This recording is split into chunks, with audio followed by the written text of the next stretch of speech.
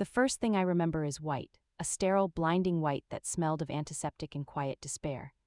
There was a rhythmic beeping to my left, a persistent electronic heartbeat that was not my own. A man was holding my hand. His face was a landscape of handsome, worried lines, his eyes filled with a deep, sorrowful tenderness that felt both familiar and alien. Beside him stood an older woman, her posture ramrod straight, her perfectly coiffed hair a helmet of silver.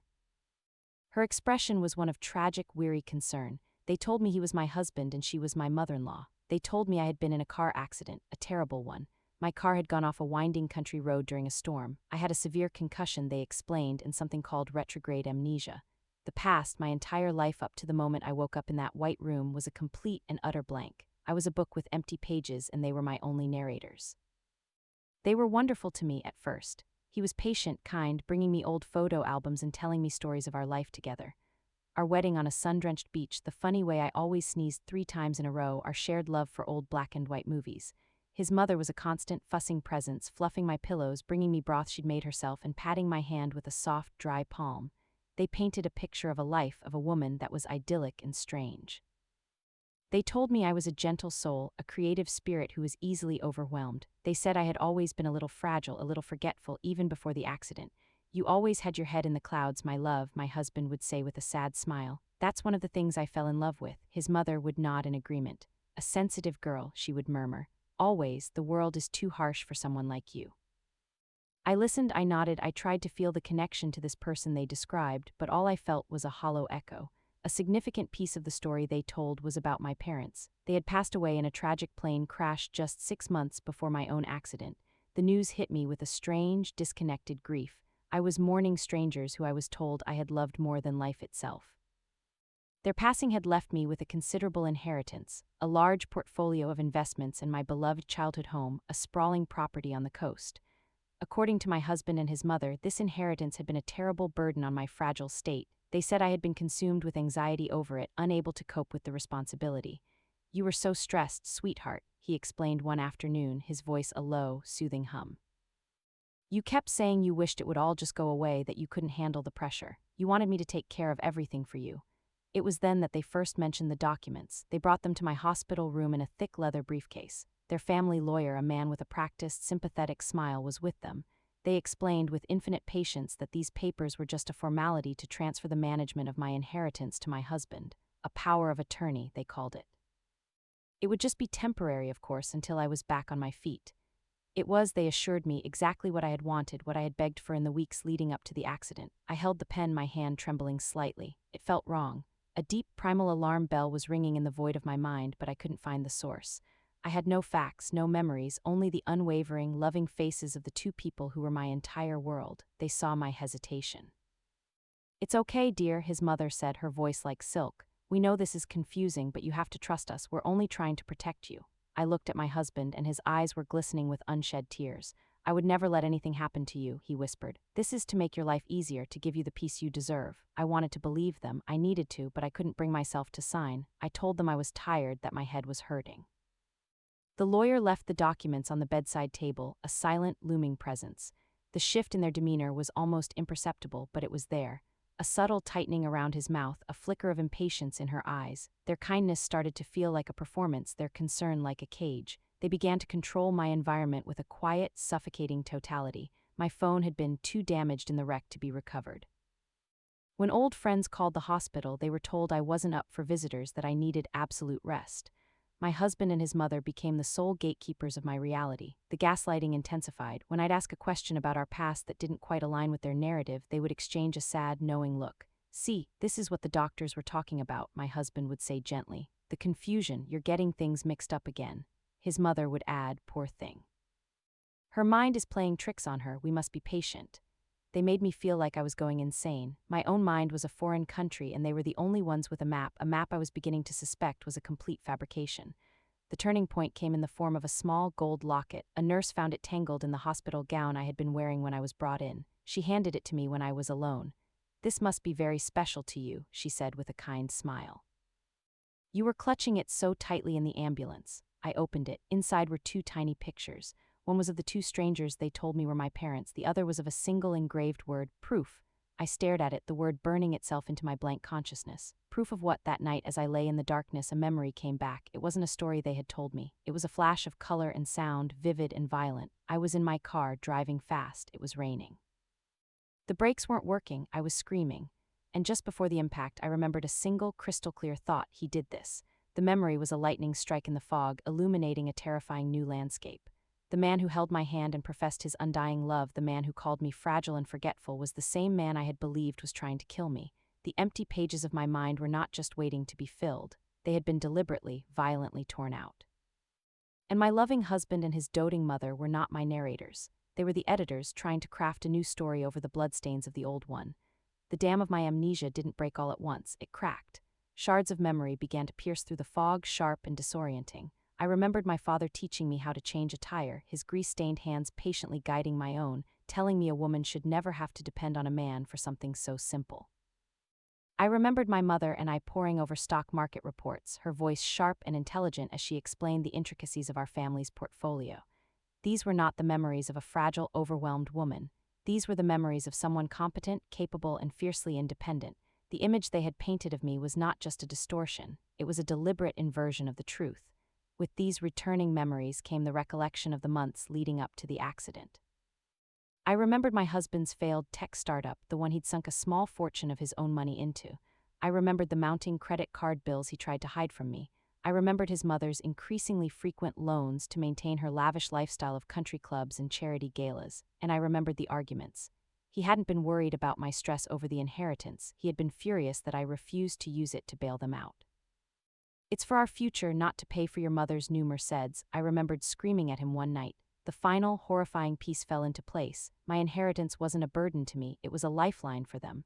My death or my complete incapacitation was their only escape from the financial ruin they had created for themselves.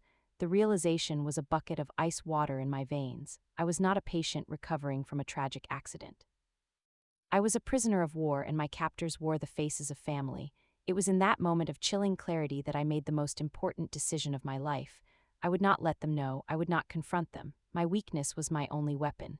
Their belief in my broken mind was the only shield I had. If they knew my memory was returning, they would only change tactics, become more desperate. They had already tried to kill me once. I had no doubt they would try again if they felt their plan was in jeopardy. So I became the person they wanted me to be. I leaned into the role of the confused, helpless amnesiac with the dedication of a seasoned actress. I would furrow my brow in concentration when they told me stories I now knew were lies. I would cry with frustration over my broken memory. I would ask them the same questions over and over, forcing them to repeat their fabrications, each retelling an opportunity for me to spot an inconsistency, a slip of the tongue. I needed proof, something more concrete than my own returning memories. I began my own covert operation from my hospital bed and later from the guest room of our house where they had moved me to keep a closer eye on me. I told them the screen of my new phone, the one he had so generously bought me, hurt my eyes. They were only too happy to believe I was too disoriented to use it. At night, while they slept, that phone became my command center. I spent hours methodically hacking into my own life. I reset passwords, accessed my cloud backups, and combed through years of emails and financial statements. I created a timeline, a meticulous record of their escalating desperation. I found the emails from creditors, the threatening letters from the bank. The evidence painted a stark picture of a couple drowning in debt. My investigation needed to extend beyond the digital world. I needed to understand what had happened to my car. I began to complain of nightmares, of flashes of the accident. I told my husband I thought that if I could just see the place where it happened, maybe it would help me heal, help me remember. He was hesitant, but his mother, ever the opportunist, saw it as a chance to reinforce their narrative. "Of course, dear," she said, her voice dripping with false empathy. "We must face our traumas to overcome them." They drove me out to that winding country road. The skid marks were still faint on the asphalt, while he recounted the official story of me losing control in the storm, and she clucked her tongue about the dangers of those treacherous roads. I faked a dizzy spell. As he rushed to my side to support me, I stumbled towards the edge of the road, my eyes scanning the undergrowth. And there it was, a small piece of metal glinting in the sun, half buried in the mud. It was a brake line fitting, and it had been deliberately sheared. I palmed it, my hand closing around the cold, hard proof of their attempt on my life. Back at the house, my performance escalated. I became more erratic, more confused. This had a secondary, desired effect. It made them careless. They began to speak more freely in front of me, convinced that my mind was a sieve, that their words would simply pass through without leaving a trace. One evening, as I was pretending to be asleep on the sofa, I heard them in the kitchen. Their voices were low, urgent whispers. "The lawyer called again," my husband said, his voice tight with stress. "He said if she doesn't sign by the end of the month, the probate court will appoint an independent trustee. We can't let that happen." His mother's reply was a venomous hiss. "Then you need to push her harder, remind her how helpless she is. This was your plan, and it was a simple one. You were supposed to be rid of the problem permanently. Your sentimentality is going to ruin us."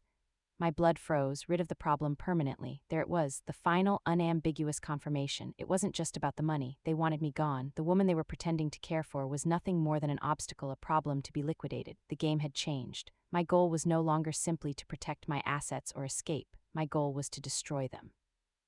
And I would use their own greed, their own monstrous arrogance, as the architect of their downfall. The knowledge that they had deliberately tried to murder me did not fill me with fear. It filled me with a cold, crystalline rage that sharpened my focus to a razor's edge.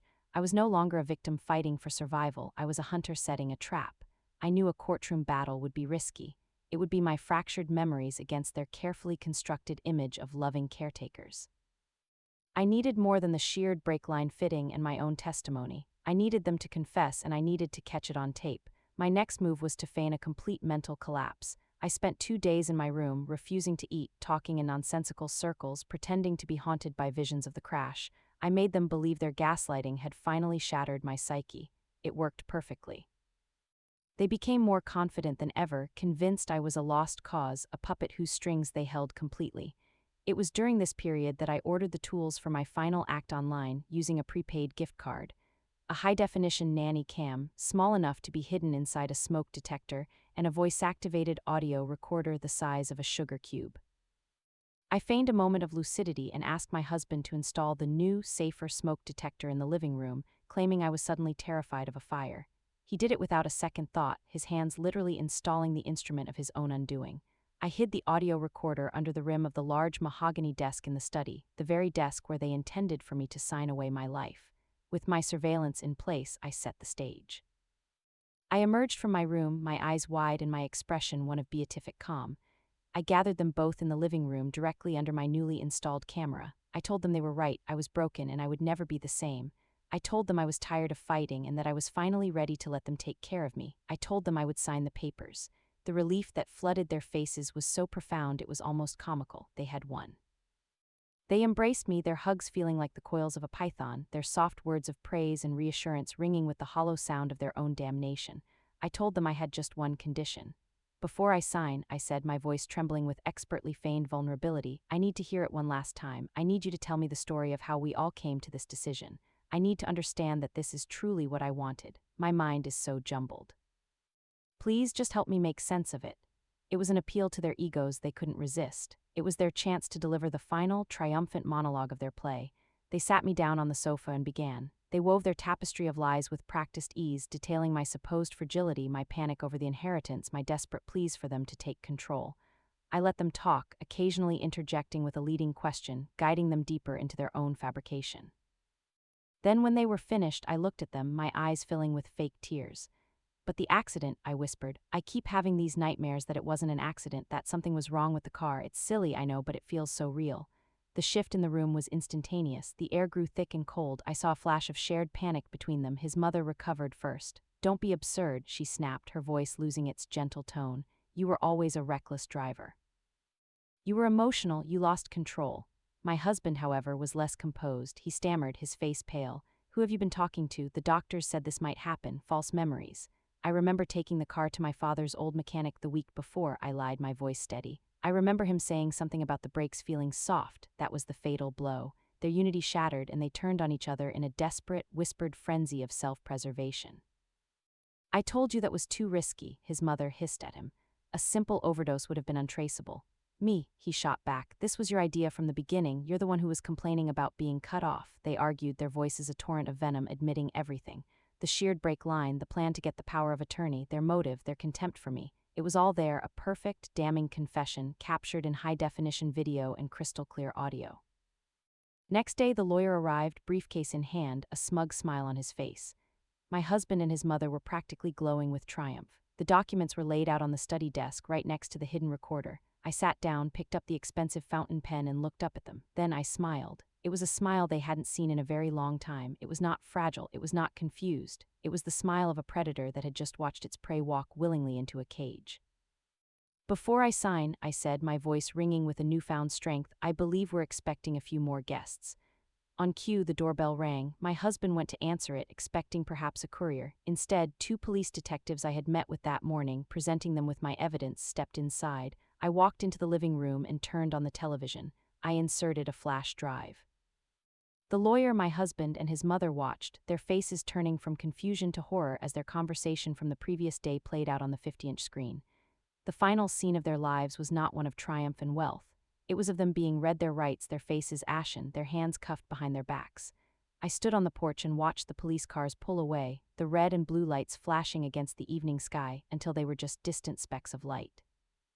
The house was quiet for the first time in months. It was mine again. They had tried to erase me, to rewrite my life and author my death, but they had failed to understand one crucial thing. You can tear the pages out of a book, but you can't destroy the story if the author is still alive to tell it, and I was very much alive. Thanks for listening to this story. Now I want to hear your thoughts in the comments. Your experience might be exactly what someone else needs to hear right now. Share this story with your friends, and don't forget to leave a like and subscribe to Revenge Laura for more episodes.